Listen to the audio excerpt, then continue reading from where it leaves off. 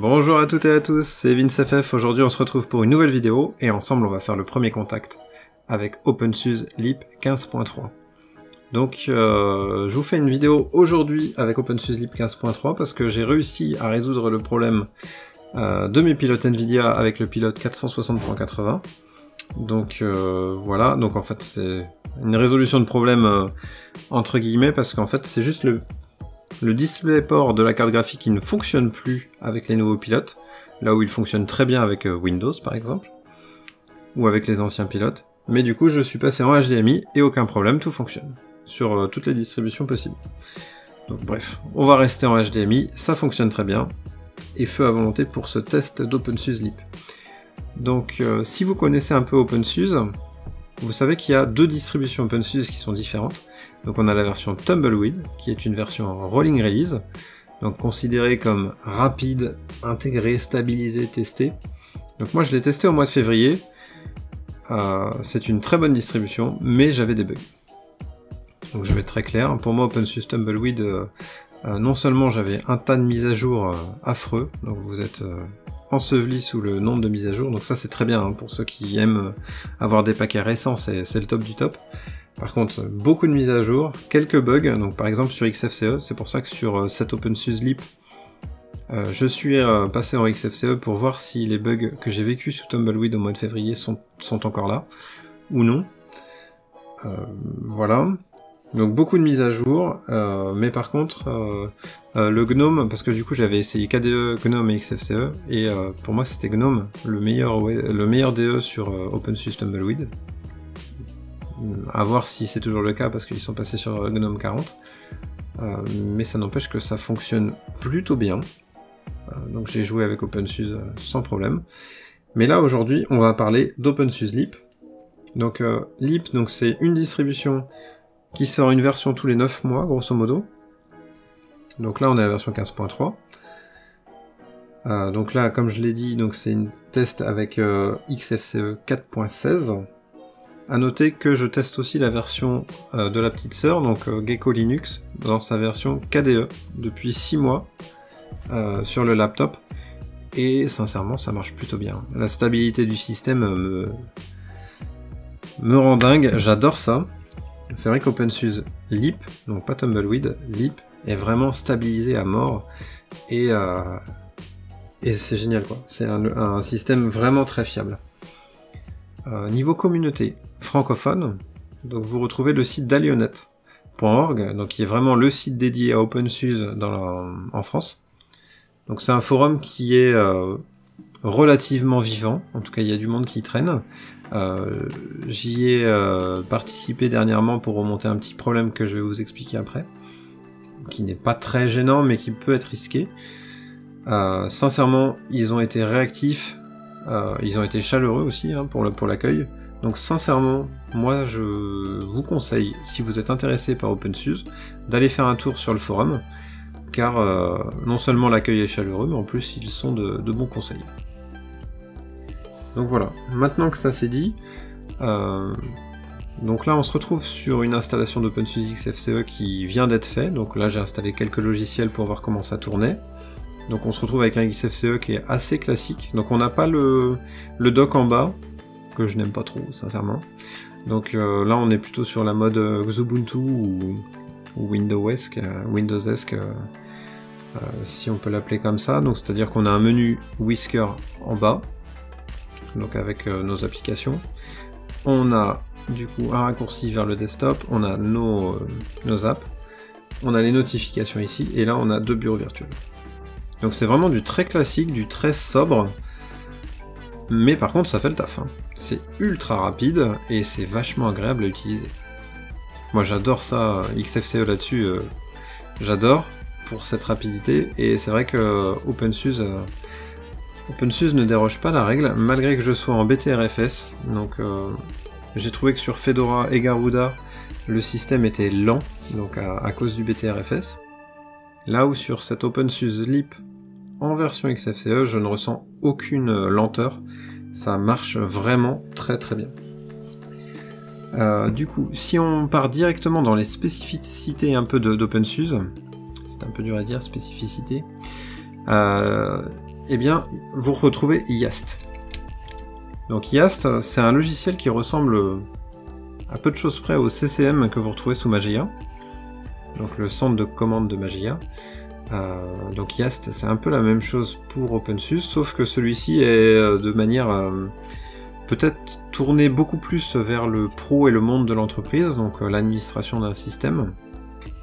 Mais nous, pour ce test, donc on est utilisateur autour des multimédia lambda, hein, et puis jeux vidéo, donc on va voir ce que ça donne. J'ai commencé à regarder. Pour moi, on a des points qui sont très importants. Donc tout d'abord, les dépôts de logiciels. Donc c'est un truc que j'aime pas du tout sur Ubuntu, et que j'aime bien sur OpenSUSE. Donc de base, sur OpenSUSE, vous n'avez pas les dépôts NVIDIA et les dépôts Pacman. Donc pour ajouter ces équivalents à Pacman et NVIDIA sur Ubuntu, si je fais ce comparo, vous devez aller sur le wiki, copier-coller des lignes de terminal pour ajouter des dépôts PPA, alors que là non, c'est pas du tout ça. Vous avez juste à cliquer sur Ajouter, dépôt communautaire, suivant, et là il va aller télécharger la liste des dépôts que vous pouvez activer et qui sont sponsorisés grossièrement par OpenSUSE. Donc en fait on retrouvait les mises à jour non testées, donc ça je vais pas les prendre. Le lib DVD CSS si jamais vous avez un lecteur DVD. On retrouvait Pacman et on retrouvait les pilotes NVIDIA. Parce que de base vous avez le pilote nouveau si vous avez une carte graphique NVIDIA, mais en installant du coup le dépôt, à la prochaine mise à jour, il va vous installer les pilotes NVIDIA, donc les derniers en date, 460.80, donc les derniers stables. Et le dépôt Pacman, donc c'est un dépôt qui regroupe énormément de paquets, donc c'est vraiment les dépôts non free, donc vous retrouvez Discord, Steam, Lutris, KDE Live, enfin bref, peut-être pas KDE Live, mais les codecs audio et vidéo. Et du coup, c'est un dépôt qui vous permet vraiment de gérer le multimédia sur OpenSUSE de manière très simple, en fait. Donc, on les active. Et ensuite, vous faites les mises à jour. Donc, les mises à jour, donc là, moi, j'ai eu un petit souci avec les mises à jour. Donc, je peux vous les montrer. Donc, en fait, les mises à jour en passant par Yast, ça n'a pas été au top. Parce que j'ai eu un petit bug. On va voir si j'ai encore le bug aujourd'hui.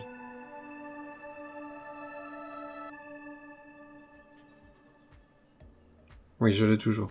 Donc en fait, j'ai un petit conflit donc avec un patch que veut installer OpenSUSE, mais uniquement,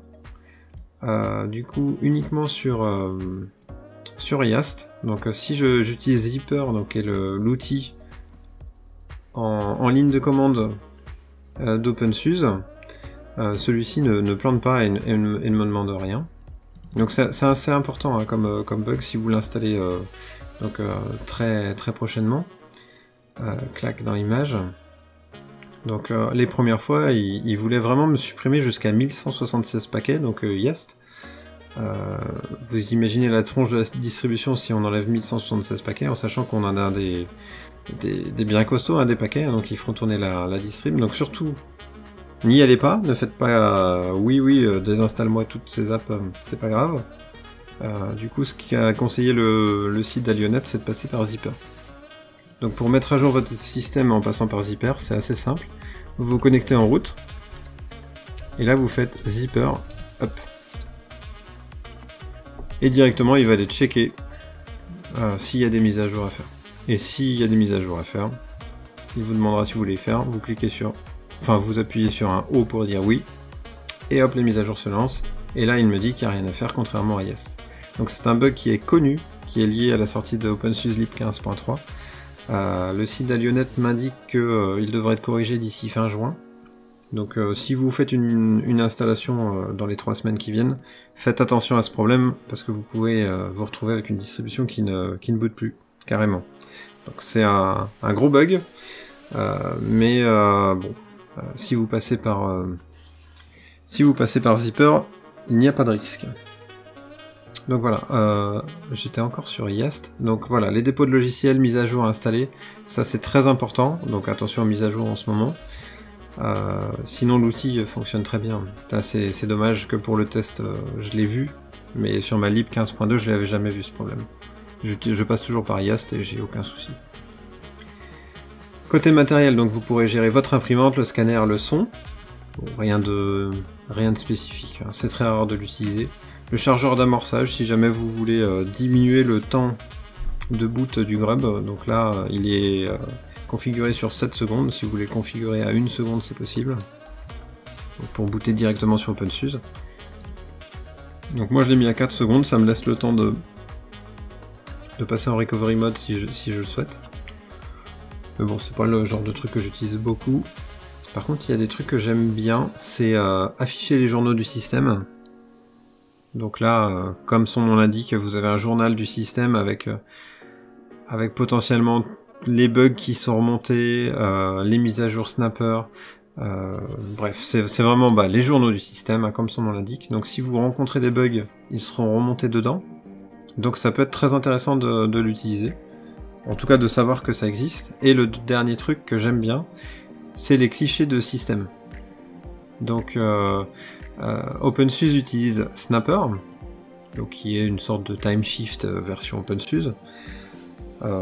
Sincèrement, ça fonctionne au poil. Donc j'ai essayé pour voir. Bon, ça marche grossièrement comme timeshift. Si vous n'avez plus l'usage de votre interface graphique, vous pouvez utiliser Snapper aussi en ligne de commande.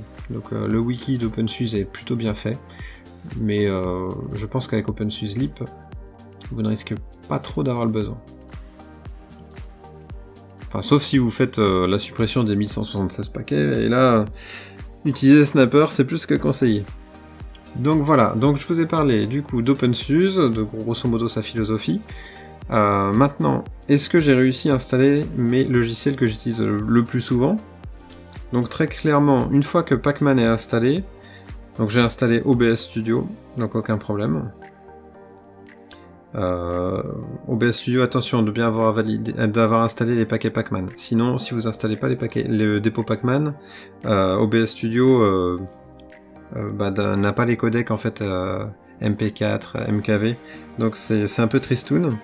Donc vraiment installer les paquets Pacman, et une fois que c'est fait, franchement, vous retrouvez Discord, Lutris, Steam, VirtualBox, Wine, enfin bref, moi j'ai tout retrouvé sur le dépôt Pacman. Donc contrairement à Mageia, Fedora ou Ubuntu, donc sur Mageia et Fedora j'avais l'obligation d'utiliser le Flatpak, donc avec le FlatHub. Sur Ubuntu c'est plutôt les snaps. Là sur OpenSUSE vous êtes directement dans les dépôts et du coup vous avez les RPM de la distribution directement. Donc ce qui me plaît bien. Ce qui me plaît bien et ce que je retrouve un peu avec PC Linux OS. Sauf que PC Linux OS n'avait pas Steam de mémoire. Là sur OpenSUSE vous avez Steam. Donc voilà, moi j'ai réussi à tout installer. Et de manière relativement simple, hein, même Discord, donc c'est plutôt cool. Bon, maintenant il n'y a plus qu'à le faire vivre et voir ce que ça donne, et puis du coup on se retrouve dans 15 jours pour le bilan complet d'OpenSUSE, en espérant que le petit bug de Yest soit corrigé. Mais hormis ça, hormis ce petit grain de sable, franchement, OpenSUSE,